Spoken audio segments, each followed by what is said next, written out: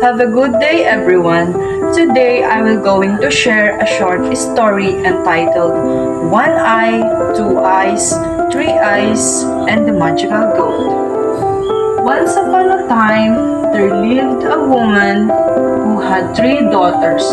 The eldest called One Eye because she had one eye in the middle of her forehead. The middle child was called Two Eyes because she had two eyes like any ordinary person.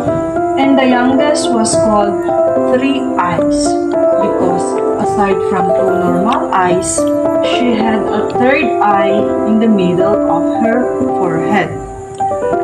However, because of two eyes like just any ordinary person, her mother and sisters detested her. They would tell her, "You, with your two eyes, are no better than anyone else. You don't belong in our family." Thus, they ordered her about, gave her only tattered clothes to wear, feed her their leftover scraps, and found ways to torment her. One day, after given a very little to eat, Two Eyes was sent to tend the sheep with an empty stomach. She sat on a ridge, crying so bitterly that her tears flowed like two streams. Amid her sorrow, she looked up to find a woman standing beside her, a witch in disguise. The woman asked, "Why do you crying, Two Eyes?" "How can I not cry?" Two Eyes responded. "Being like any other person with two eyes, my mother and sisters despise me. They show me from corner to corner, give me only rags to wear, and feed me their leftovers. Today, they gave me so little. I am extremely hungry." The witch comforted.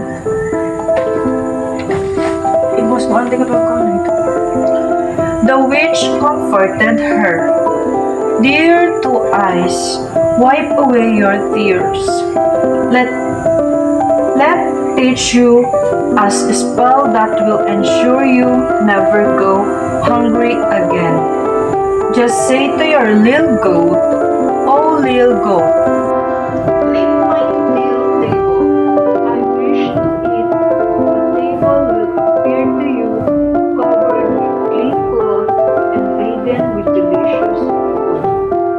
You may eat as much as you wish. When you're done, simply say, "Dear little goat, bleed my little table. Please retreat and the table will disappear." With these words, the witch vanished. Two Eyes thought, "I must try it immediately. I am so hungry." Following the witch's instructions, she set the spell on a small table with white cloth appeared, bearing hot streaming dishes, as if freshly served from the kitchen. After thanking the heavens for her meal, Two Eyes sent the table away as instructed. The days followed in bliss, for her no longer touched by hunger. However, her sisters grew suspicious of her, and touched leftovers and decided to spy on her. One Eye following Two Eyes into the under the pretense of ensuring the ship. One Eye following Two Eyes into the under the pretense of ensuring the sheep were well tended soon fell asleep to Two Eyes' repetitive song. Unnoticed, Two Eyes conjured the magical table And late upon returning, One Eye could not explain why she had no appetite, maintaining her ignorance. Determined to uncover the truth, the mother sent Three Eyes with Two Eyes the next day. Despite a similar trick, Two Eyes mistakenly adjusted her song, allowing Three Eyes, Third Eye, to observe everything while pretending to sleep. Upon learning of the magical boat and table, the mother, fueled by jealousy, killed the god. Distraught, Two Eyes wept bitterly until the witch reappeared, offering solace and advising her to bury the gods and tails. Overnight, from the remains grew a splendid tree with the silver leaves and golden apples, a sight so magnificent yet unreachable by her family, but not by Two Eyes. One day, a young prince drawn by the tree's frame arrived. Find the sisters' attempts to hide Two Eyes' golden apples rolling from her hiding place revealed her, distracted by her beauty and the ease with which she harvested the tree. The prince offered to take her away from her sufferings. In this kingdom, Two Eyes was welcomed with open arms, dressed in fine clothes, and after her filled the prince, enamored married her, and they celebrate a grand wedding. Meanwhile, the magical tree banished the sisters' home, reappearing in Two Eyes' new residence, a symbol of her fortune. Regretful and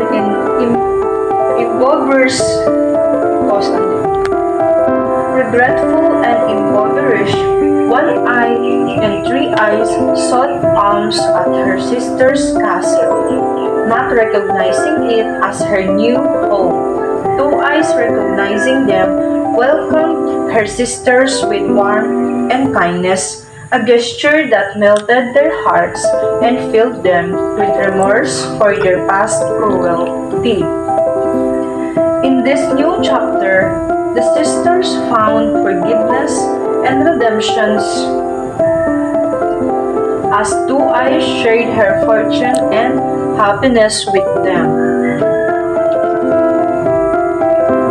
proving that kindness and love could heal the deepest wounds and bridge the widest divides, and so Two Eyes lived a life rich with joy, love, and magical legacy of a little goat that had once ensured her survival. Her story, a statement to resilience and forgiveness, was told for generations, inspiring all who heard it to seek the magic in kindness and the power in a pure heart.